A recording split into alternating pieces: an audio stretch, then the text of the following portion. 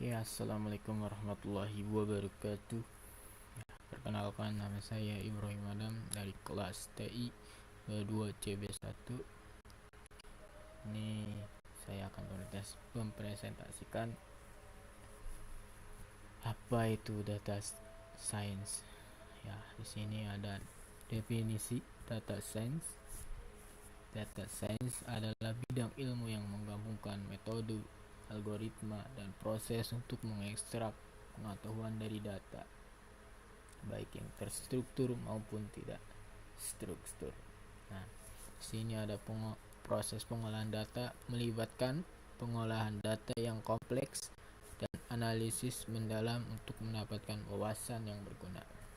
Oke, kita lanjut. Nah, di sini ada beberapa komponen utama data science.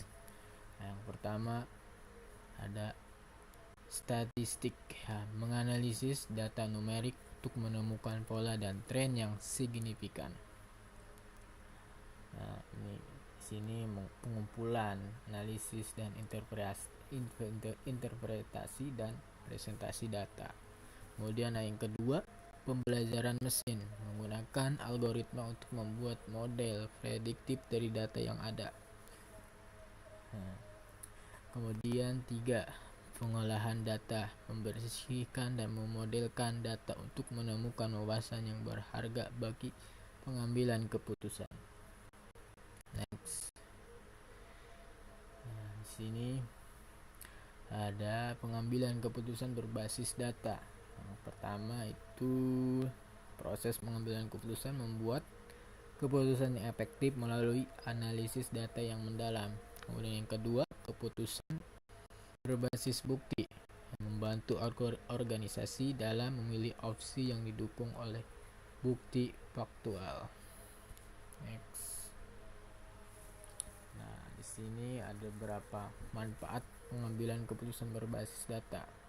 Nah, keunggulan dan dalam pengambilan keputusan melalui data, yang pertama ada objektivitas, mengurangi bias dalam pengambilan keputusan, memungkinkan hasil yang lebih adil dan akurat. Kemudian ada efisiensi, meningkatkan kecepatan dan akurasi dalam proses pengambilan keputusan sehingga menghemat waktu dan sumber daya.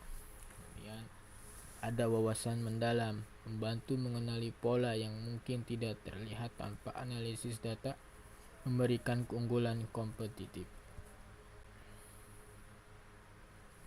Next, di sini ada tahapan dalam data science. Ya, proses penting dalam data untuk pengambilan keputusan. Yang pertama pasti ada definisi masalah, yaitu klarifikasi masalah bisnis atau penelitian yang ingin dipecahkan atau diselesaikan.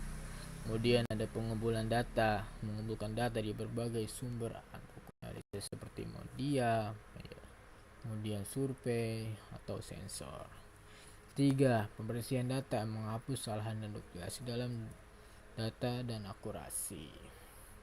4, eksplorasi data, menganalisis statistik dan visualisasi data untuk mendapatkan wawasan. 5, permodelan data, membuat model prediksi atau deskripsi berdasarkan data yang ada. 6, evaluasi model, mengevaluasi kinerja model yang telah dibangun untuk efektivitas. 7, implementasi dan monitoring, memastikan hasil yang konsisten dari model yang diterapkan. Nah, di sini ada teknik analisis data dalam pengambilan keputusan, atau di sini ada, ya betul, ada beberapa ya. Statistik deskriptif menggunakan mean, median, mode serta variance dan standar deviasi untuk menggunakan data. Kemudian statistik inferensial, melakukan uji hipotesis dan menentukan interval kepercayaan untuk menarik kesimpulan dari data sampel. Permodelan prediktif menggunakan regresi linear, logistik, dan pohon keputusan untuk memprediksi hasil berdasarkan data.